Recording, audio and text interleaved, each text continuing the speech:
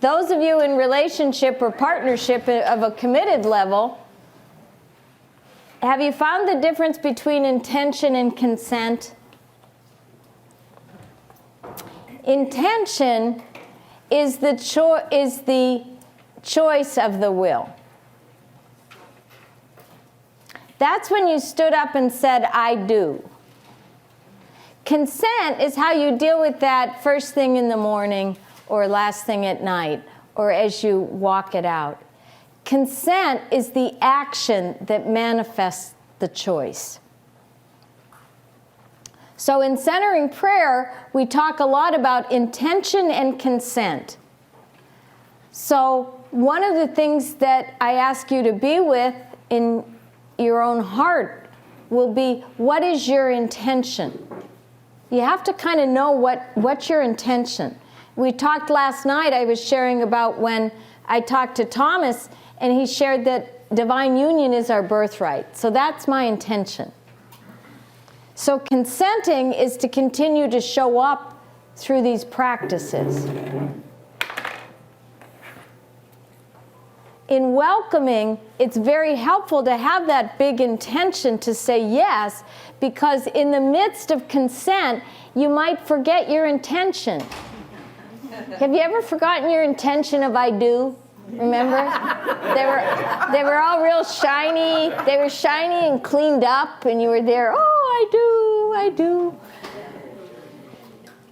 But where the rubber meets the road is how it's lived out. And welcoming is at the service of that. So sometimes it's good to step back and just look at the big intention, because you might lose it in the midst of the daily grind. The first movement of the welcoming prayer is the most important one, and I also think it's the most misunderstood of them all. So I'd like to spend the most time on it, because this is a simple little prayer practice. We'll experience it in a group. I'm going to ask you to keep practicing all day and let the Spirit teach you.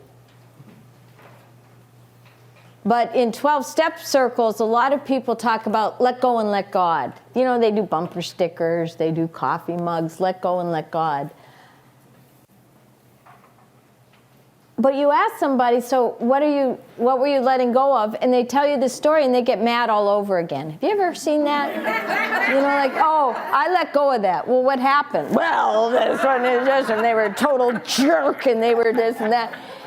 And what I find is when I've really let go of something, you ask me what happened, and I don't really remember. That's how I know for me. When I can still give you the blow by blow, there's something holding still in there. The reason that let go and let God is so difficult for many of us is that we forget that the first step is to pick it up. I cannot let go of something I do not own. And a lot of pieces I shared last night, that's where that process comes in for me. I refuse to own. Are you angry? No, I'm not mad. Well, you can't work with anger if you're not mad, right? Welcoming's gift is you're not asked to intellectually figure out what's going on. And that's very helpful for those of us. I'm a very quick emotional, intellectual processor. I was a quick student.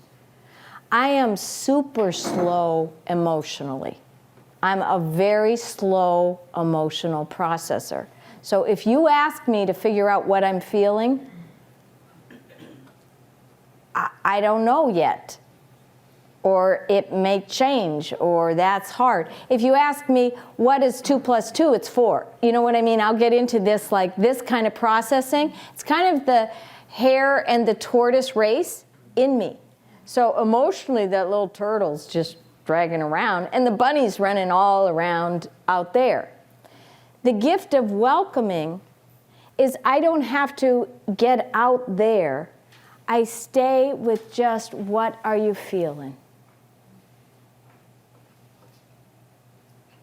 So it's feeling into, and I use the breath, breathing into whatever it is I'm experiencing in this warehouse of the unconscious at the moment.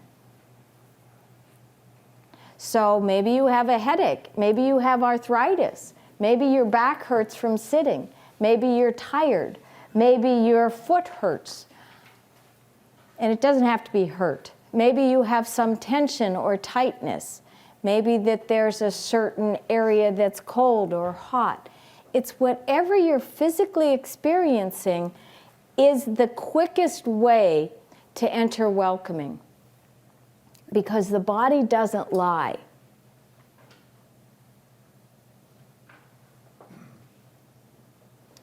When I first was into welcoming and living in community, all I knew was I had this radiating heat every day after we met in my solar plexus area.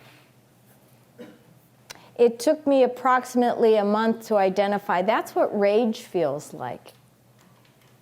But I had a commentary, those little stories we tell ourselves, that women particularly, but good girls didn't get mad. Well, I'm a 1 on the Enneagram. Anger is my life force energy. So I was just so screwed up because intellectually I could not own that. But the gift of welcoming was I didn't have to get into all that. Do I have a right to feel this? Is this the appropriate response? I didn't have to get into that dialogue at all. All I could tell you was there's something going on here. So you feel and breathe into whatever it is you're experiencing without judgment, without comment. You don't have to do anything. You're just asked to feel it.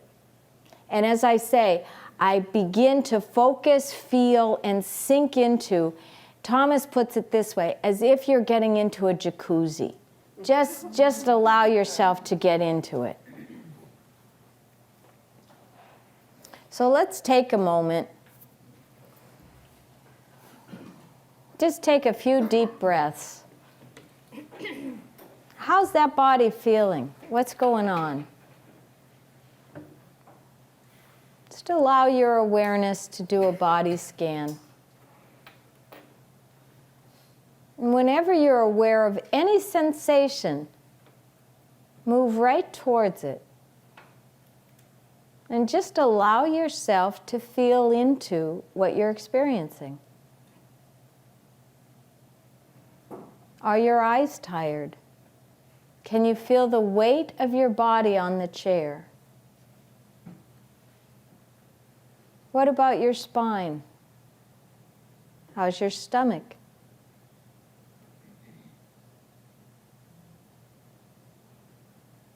Just bringing your full attention, and then just let it be, and when you're ready, just bring your eyes back to the front.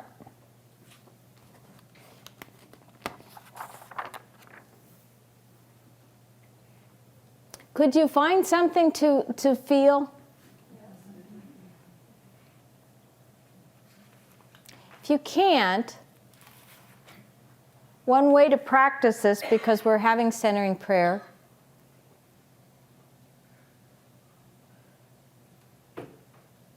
is to picture a person or a situation in your life that is troublesome to you. And allow yourself to think of that for 30 to 60 seconds, okay? Just to visualize them. Then come into your body. You're not focusing on them, but you're seeing what they may be carrying. If you're having difficulty, if something is speaking to you, great. But if not, think of that one person or situation that's kind of trying for you, okay? So, what welcoming, or what the first movement does, is it allows me to pick it up. This is what I'm doing, and this is why I say the first movement is the most important, because without it, it's just words. But when I pick it up, I am ready to welcome it. And this is kind of what the movement is. It's to welcome it. The little book, Abandonment to Divine Providence, it's an old one, but it's a classic.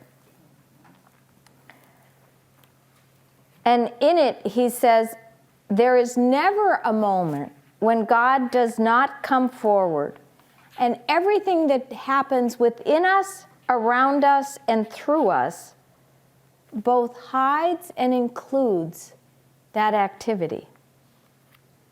So what we are saying when we really consent is that God's here. I'm not a grease spot, regardless of the psychological content of the moment, regardless of the physical pain or discomfort or excitement, whatever it is I'm experiencing. You're here. So I welcome the divine in presence, knowing that I can never have an experience apart from God. It's not possible. So we're going to be really feeling into what we're experiencing. Welcome is what we say interiorly to ourselves. Welcome. Welcome. And we have added 2 little sentences, and they're in your brochure. The 2 little sentences, you will see how they directly address that human condition. The first is, I let go of the desire for security, affection, control. I don't need to know if an energy center is going off, and I don't have to figure out which energy center is going off. What I am doing is I'm just recognizing I have energy centers. And I let go of the desire. We might change that back. It used to be, I let go of my desire. Because that's really the truth. It goes back to the question of our goodness. For whatever reason, God made us this way. And I don't get it either. But we're this way. So I'm not fighting the fact that I have a need for security, affection, and control. And so do you. It's just where we're looking to have it met. Okay? So I don't fight the fact that I need love, you need love, we need a sense of control, or that space we say thus far and no further. You need security, I need security, but it's letting God manifest it versus what I think it should look like, who I think should love me, how I think it should be, Mary's agenda versus what God is providing. So I let go of the desire for security, affection, and control as I think it should manifest, trusting fully in the one that loves me is going to and is providing it. And finally, as kind of a cleaning the very base floor, I let go of the desire to change what I'm experiencing. I let go of the desire. Jesus put it this way, your will, not mine, be done in Gethsemane. Did Jesus want to die? I really think that not. But that the whole truth of it was, we're not asked what we're wanting, it's are we willing? I am willing, if this be your will, to walk through it. So in this little practice, we manifest that by the statement, I let go of the desire to change what I'm experiencing. So the movement is to pick it up by feeling into, breathing into, and focusing on what I'm experiencing in the now. We're going to welcome it, and then interiorly we're going to say these 2 little sentences. That's all. Allowing Spirit to do with whatever needs to be done.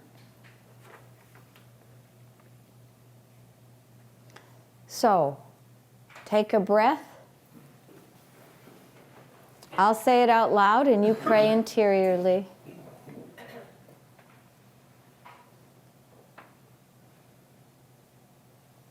Go into that place that's beckoning for your attention. that sensation or tightness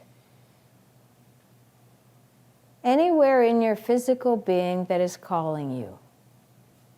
And just feel into it.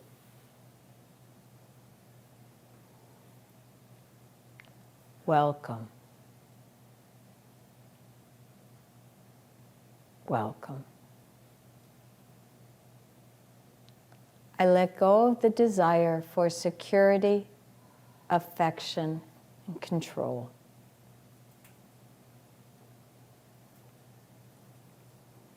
Stay one with whatever it is you're experiencing, and if it moves, allow your attention to move right with it. Welcome. I let go of the desire to change what I'm experiencing.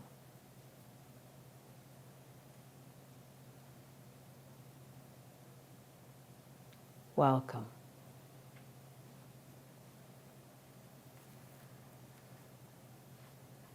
The sensation may intensify or move, or it may dissipate.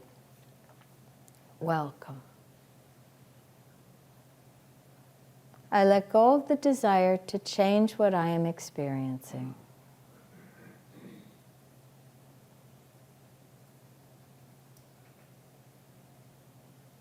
I let go of the desire for security, affection, and control.